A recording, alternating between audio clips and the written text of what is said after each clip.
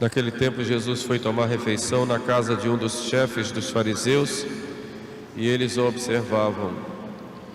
Diante de Jesus estava um homem com os membros inchados.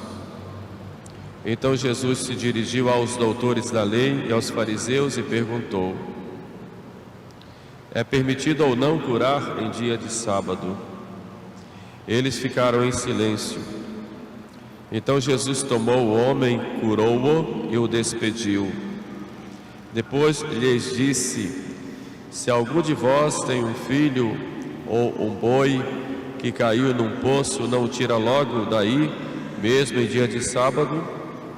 E nada puderam responder.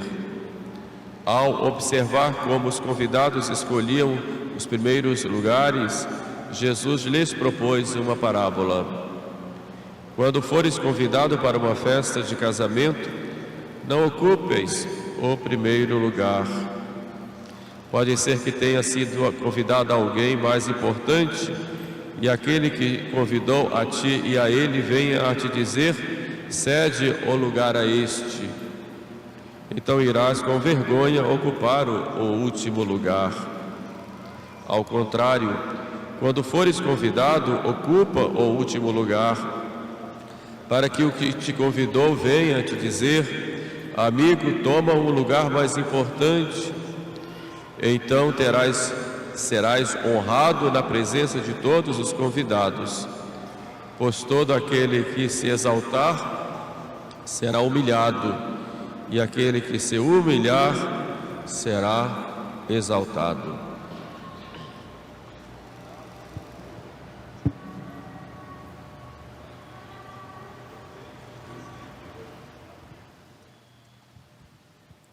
Aquele que se exalta será humilhado, e o que se humilha será exaltado. Palavras fortes de nosso Senhor, e que nos sacode o nosso ego, porque somos tão vaidosos, tão orgulhosos, e queremos sempre o primeiro lugar, queremos sempre dar a última palavra, queremos sempre pincelar o nosso ego, né?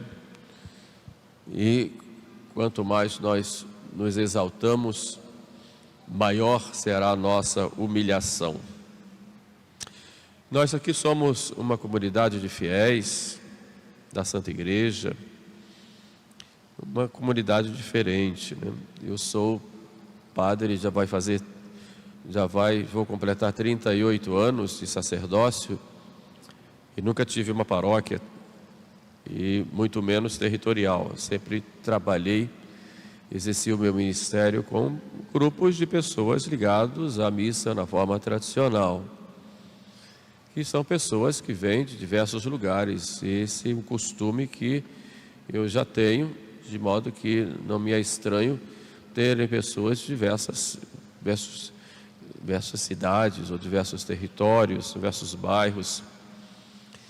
Isso me faz muito ter o cuidado, né, de preparar os fiéis para uma vida autenticamente católica, não que seria diferente se fosse um território, mas uma vida de muito compromisso, porque vocês fazem um grande esforço para estarem aqui. Alguns se levantam muito cedo, né? Alguns vêm de longe, né? Pegam estradas para estarem nessa missa. Isso mostra o grande interesse, o grande amor pela missa, pelo domingo, né? Alguns passam praticamente o domingo todo em torno desta vinda para cá. Essa é uma grande prova de fé e de amor a nosso Senhor. Porém, eu gostaria de hoje dar algumas orientações para que não fiquemos só na missa no domingo, mas que haja realmente um grande compromisso de cada um de nós com a nossa própria fé e com a nossa própria vida cristã. Nisso São Paulo vai nos falar hoje, nesse grande hino que ele faz aos Efésios, que é rezado, que é lida hoje na Santa Missa, né? Mas lida também na Missa do Sagrado Coração de Jesus, em que São Paulo dá alguns conselhos para os Efésios, uma comunidade muito querida, onde ele ficou pelo menos 2 anos, chegou a montar uma pequena escola nos Efésios para orientar aquele povo, e que nos mostra agora como é que nós devemos viver como uma comunidade como a dos Efésios no meio dos pagãos.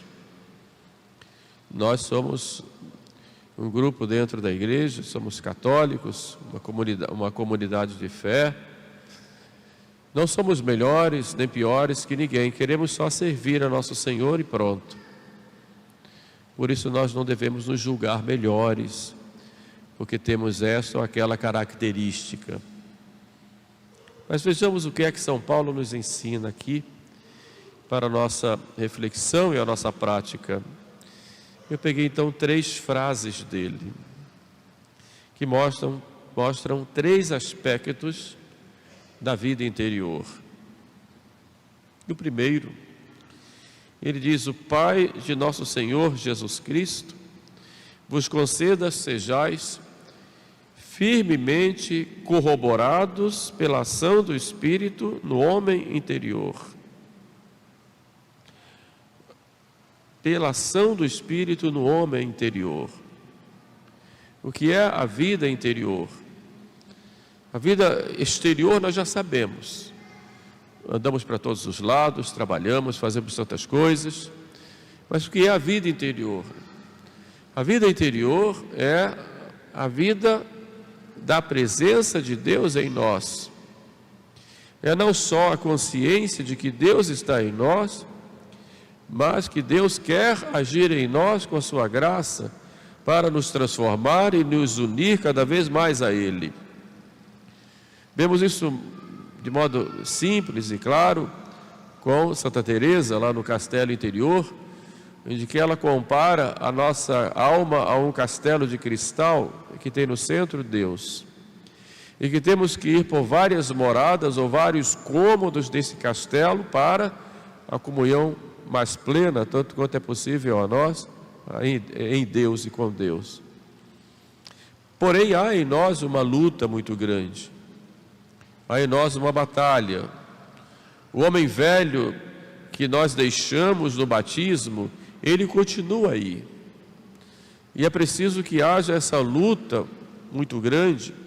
Por isso nós recebemos do Espírito Santo o dom da fortaleza, que nos dá forças, não só para suportar essa luta, mas também para irmos de encontro ao inimigo e podermos, com a graça de Deus, podemos crescer, vencer e viver a vida de união com Deus. São Paulo fala da fortaleza do Espírito que o Senhor nos concede.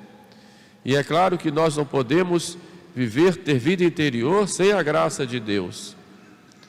A vida interior não é um programa que eu vou fazer no papel e depois dizer, eu vou cumprir tudo isto.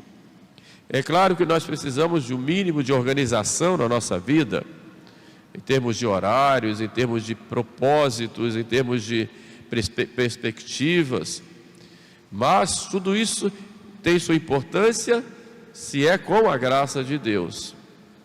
Daí a necessidade de nós sermos humildes e reconhecermos que sem essa graça nós não podemos nada. Vivemos, pois, uma grande luta interior.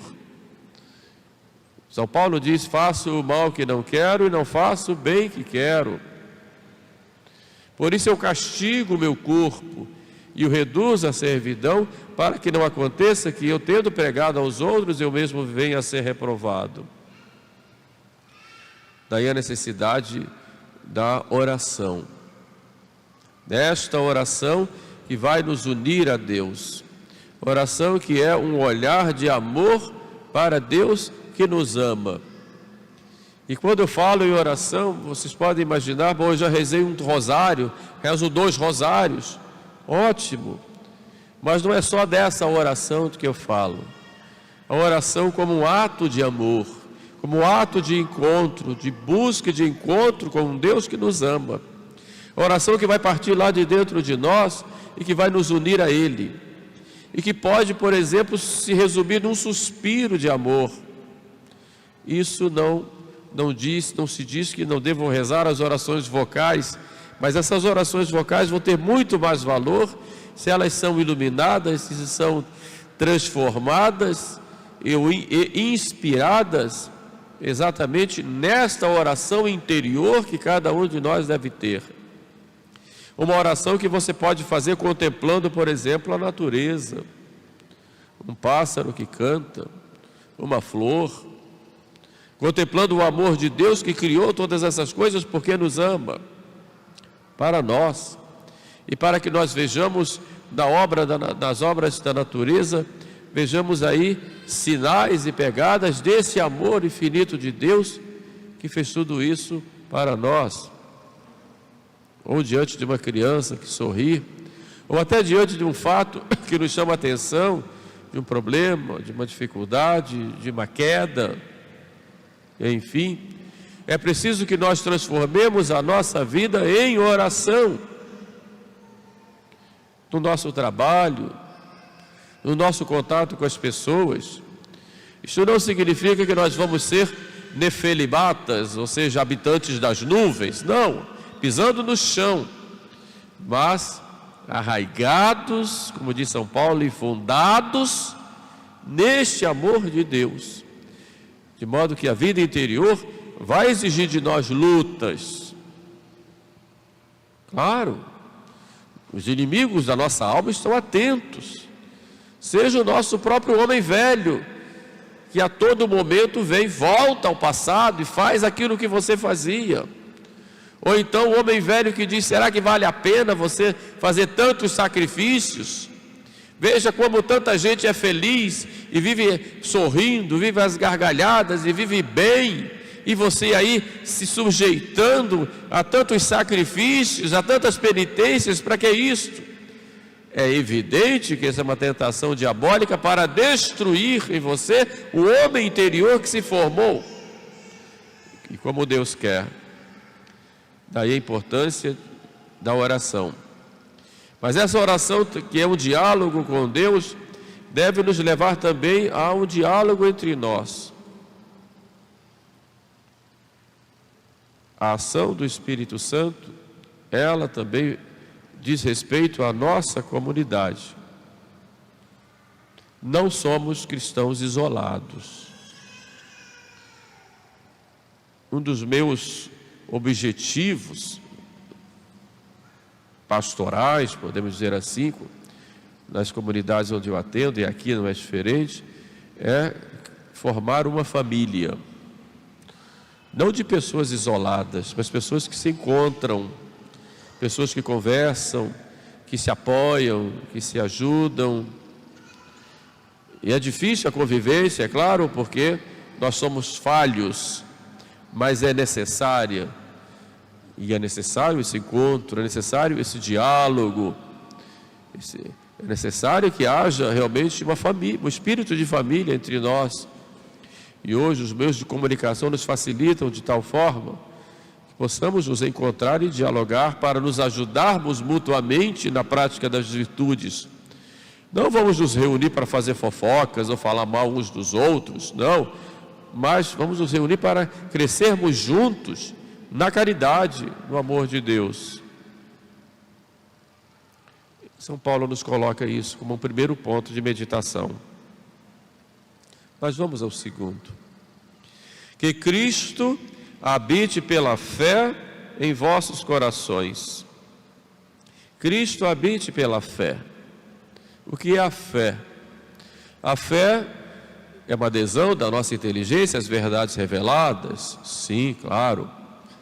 Mas a fé é uma resposta nossa a Deus, que vem a nós e que se revela a nós pelo seu Filho. Por isso Cristo é o fundamento da nossa vida espiritual, é o fundamento da nossa vida interior. Nós podemos ter muitas devoções que nos fazem o bem, mas todas elas nos devem conduzir a nosso Senhor Jesus Cristo. Ele é o centro da vida interior. Jesus é o rosto do homem transformado. Invertemos aí a frase. O homem transformado é o rosto de Cristo. Então, nosso fim, como cristãos, é reproduzirmos em nós o próprio Jesus. Jesus se fez homem para morrer na cruz por nós, sim, mas se fez homem também como um novo Adão, para formar uma nova humanidade dos resgatados pelo seu sangue. E esta nova humanidade não é só membro de seu corpo, mas em cada um de nós deve se configurar o próprio rosto de Jesus.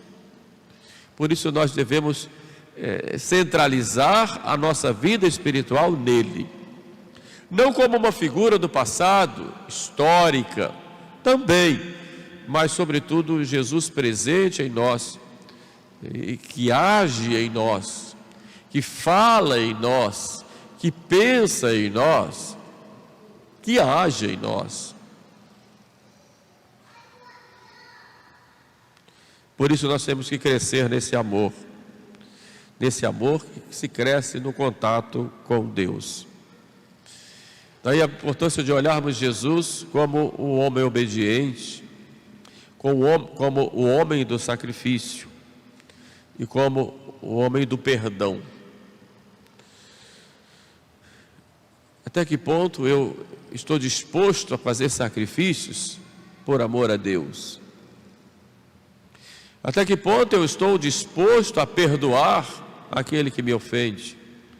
A tirar do meu coração toda a mágoa que me corrói, que me destrói no dia a dia? Como é que eu vou dizer que eu sou um outro Cristo se eu guardo mágoa, se eu vivo brigando com as pessoas, se eu não sei sofrer? Como eu vou dizer que sou o próprio Cristo, e cada um de nós o é pelo batismo, se eu não estou disposto a amar o meu irmão? Se eu não estou disposto a renunciar, a sair de mim mesmo e ir ao encontro do outro que precisa? Se eu não estou disposto a me entregar totalmente a Deus? Então, Cristo habite pela fé em vossos corações, disse São Paulo, é habitar mesmo. Meu viver é Cristo, ele nos diz. Já não sou eu quem vivo, mas é Cristo quem vive em mim. O que é que falta em nós para podermos também ter a vida em Cristo? O que é que temos que melhorar? Como temos que agir? O que é que está me atrapalhando nesta minha caminhada aqui na terra de ter a vida em Cristo? Será que isso é o meu orgulho? Cristo humilde. Será que a minha impureza? Cristo puro. Será que a minha vaidade? Não faço a minha vontade, mas a vontade do meu Pai, ele nos diz. Será que a minha ganância? O Filho do Homem não tem um lugar para reclinar a cabeça? Será que a minha arrogância? Filho, tem confiança, teus pecados te são perdoados, disse Jesus. Será que a minha displicência ou o meu espírito de ser chicote do mundo? Quem não tiver pecado, atire a primeira pedra.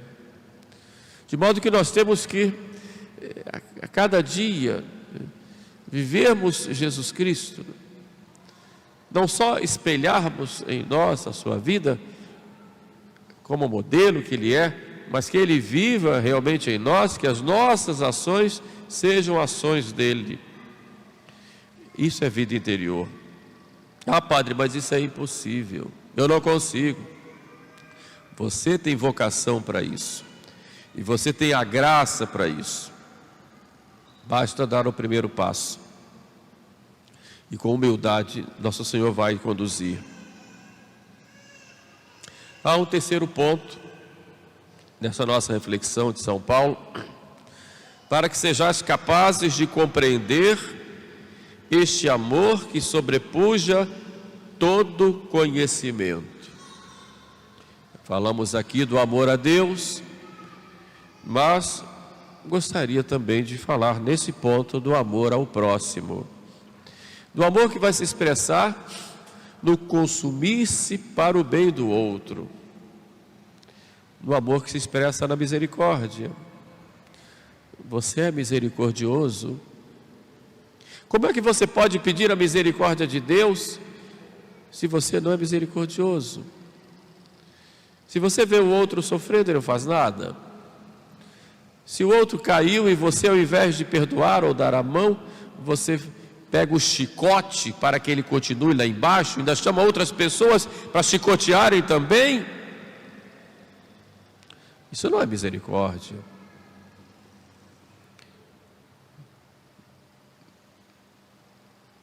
Sejais capazes de compreender este amor que sobrepuja todo conhecimento, repito, São Paulo, nos leva também ao sentido da humildade.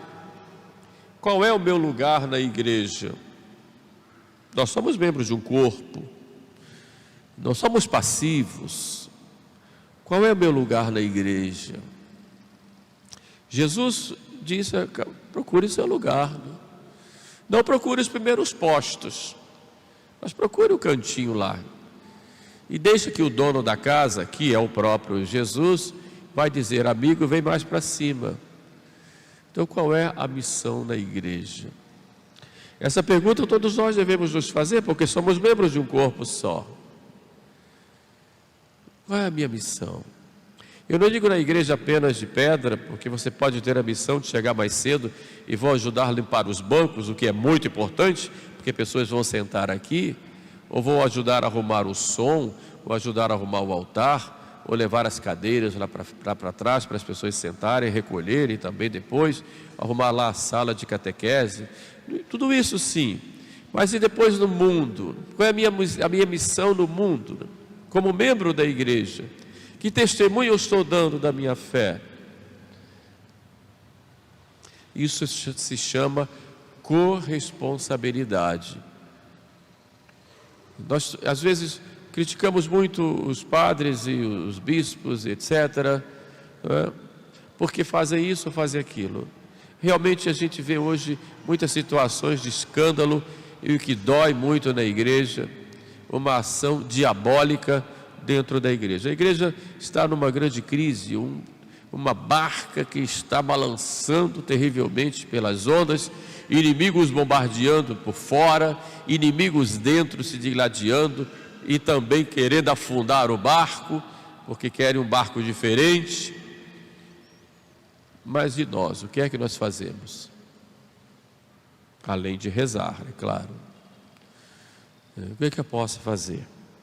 Então, esse princípio de corresponsabilidade é para descobrir qual é o meu lugar na igreja, que evidentemente parte do compromisso com a santidade, porque os grandes reformadores da igreja foram os santos. Mas como é que eu posso ajudar, na igreja a levar outras pessoas para nosso Senhor? Isto significa que sejamos capazes de compreender este amor que sobrepuja todo o conhecimento. Meu lugar na igreja não é para ficar criticando as pessoas. A igreja está nessa situação terrível e a gente fica brigando entre a gente. Fica criticando um ao outro, com fofocas, fuxicos e falando mal, e difamando, ferindo a reputação do próximo. Isso não é cristão. Como é que irmão fica destruindo o irmão? É preciso ter muita responsabilidade nesse sentido, porque quem lucra com isso e dá gargalhadas é o diabo. Porque enquanto nos primeiros cristãos diziam: vede como se amam, hoje a gente poderia dizer o contrário: vede como eles não se entendem, vede como eles ficam destruindo a boa fama uns dos outros, Vede como são cheios de vaidade, cada um quer aparecer mais, quer ver quantas mais curtidas tem nas suas mensagens no Facebook, etc. Vede como eles são, que tudo que fazem é para que sejam aplaudidos pelos outros, mesmo que seja a custas de destruição de boa fama. E não precisamos disso. Isso já fazem os inimigos da igreja, os nossos inimigos. Por isso é muito importante que a nossa comunidade seja uma comunidade de fé e de caridade. Assim nós seguiremos realmente o nosso Senhor, que quer de nós uma comunidade santa, que seja a imagem da Trindade aqui na terra.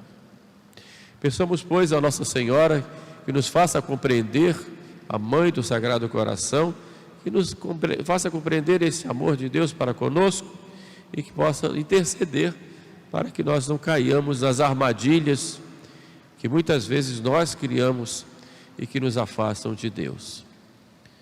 Louvado seja nosso Senhor Jesus Cristo.